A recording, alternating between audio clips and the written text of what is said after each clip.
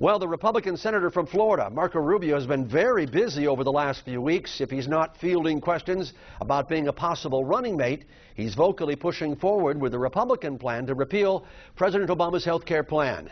We were able to speak with the senator this week. We talked about everything from repealing health care to middle-class tax cuts, and again, that dreaded running mate question. Take a look.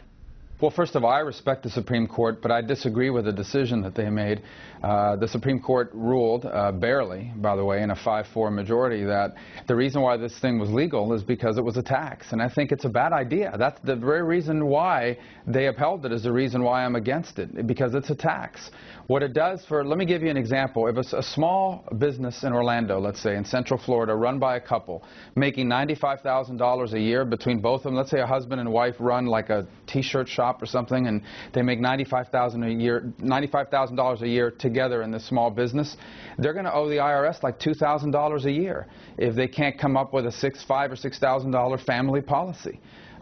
That's just terrible. That's going to happen to millions of people all across the country who now are going to have an IRS law. I mean, that's going to hurt growth at a time when we should be growing the economy. When small businesses like the one I just described need help, the last thing they need is an IRS problem, which is what this law now creates.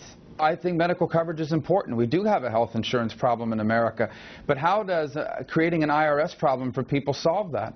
If you can't find an affordable medical plan to cover you and your family, and not just affordable, but it has to cover certain things, then you have to pay the IRS $2,000. And you still don't have health insurance. The $2,000 doesn't get you anything. It's basically a tax. It's what they are charging you because you don't have health insurance to punish you. I think that's ridiculous. How does that help people? How does that solve the problem? So I think that there's a better approach. We have to scrap this whole thing and start from scratch. I think this was a bad thought-out idea. I think it's unfortunate the Supreme Court upheld it, because at a time when our economy isn't growing and jobs aren't being created, this is only going to make it harder.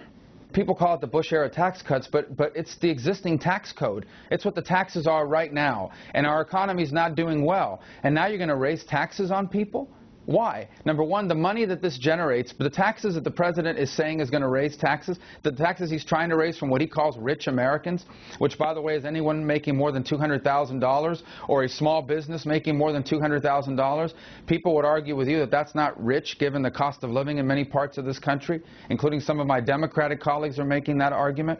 But how is that going to help grow the economy? It doesn't pay down the debt. You know, this tax increase the president is proposing, it barely makes a dent on the debt, but it is going to hurt job creation. Again, it's a stunt. It's class warfare. It's the kind of stuff this president's been doing habitually, dividing Americans against each other, telling middle-class Americans that the salvation to our problems is to raise taxes on people that he thinks are making too much money. It doesn't solve any problems, and it creates a bunch of other problems. That's my objection to it.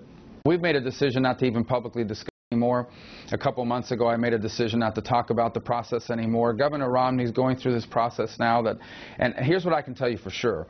Governor Romney has always made good decisions in his life. That's why he's a successful person at everything he's ever done.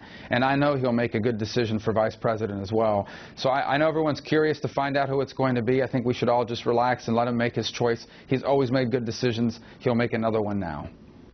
And thank you to the very busy Senator Rubio for answering a few questions for us.